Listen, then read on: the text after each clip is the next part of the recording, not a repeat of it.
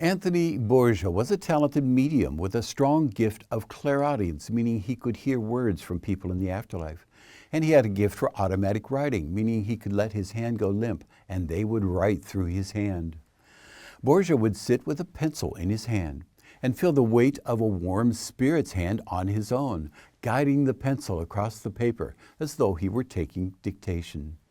The man writing through his hand was a man living in the afterlife named Monsignor Robert Hugh Benson. Benson told Borgia he wanted to communicate the truth about the afterlife because he had been such a skeptic and unbeliever while on earth that he told people things in error about the life after this life. In this series of videos, I present Benson's words spoken from the afterlife, describing life in the afterlife. In this video, Benson describes what it is like to leave the physical body and enter the next life.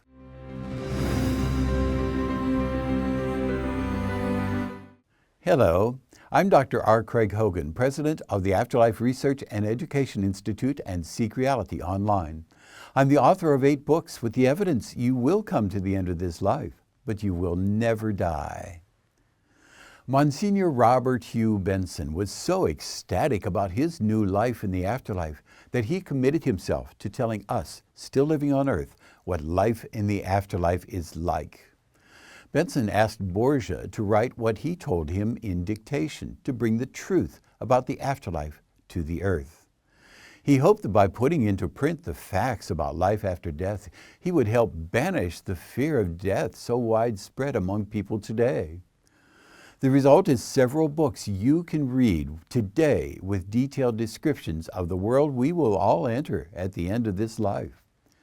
In this series of videos, you will hear narrations of Benson's own words conveyed through medium Anthony Borgia about life in the afterlife.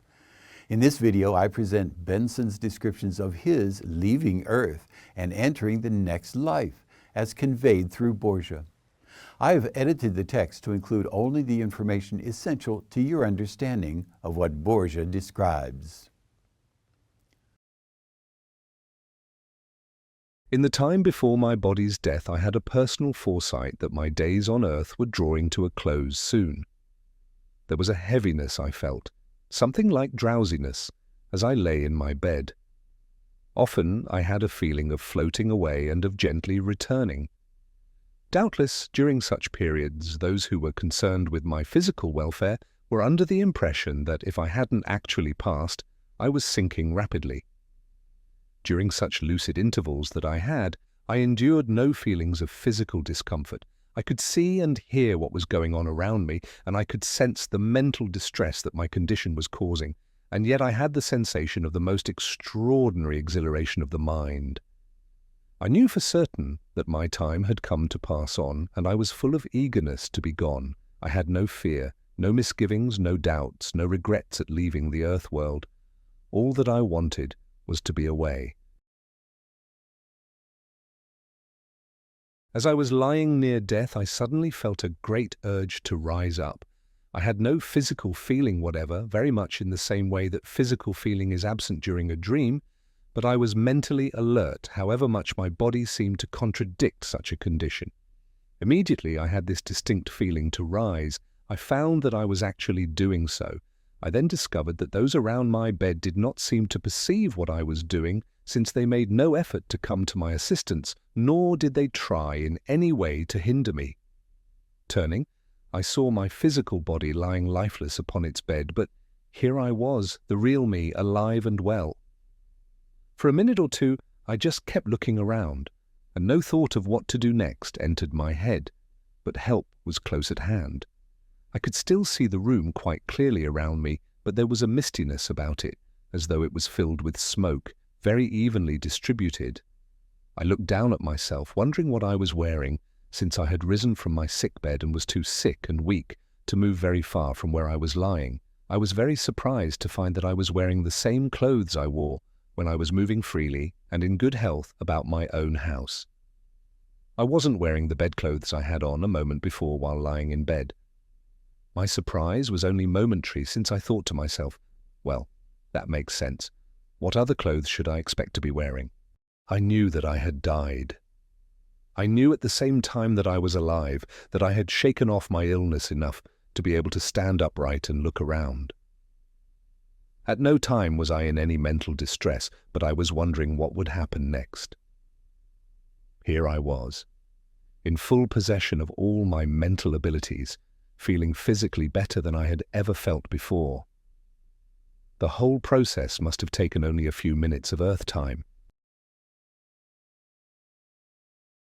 After I looked around a bit and realized I had left my body, I saw a friend of mine, a priest, who had passed to the afterlife some years before. We greeted each other warmly. He said he was very happy to see me. At first, I allowed him to do all the talking. I was still becoming accustomed to being out of my deathbed and out of my body. I felt none of the awful sickness I was consumed by for the past few weeks and days. In fact, I had a strong feeling of comfort and freedom from all bodily pain and discomfort.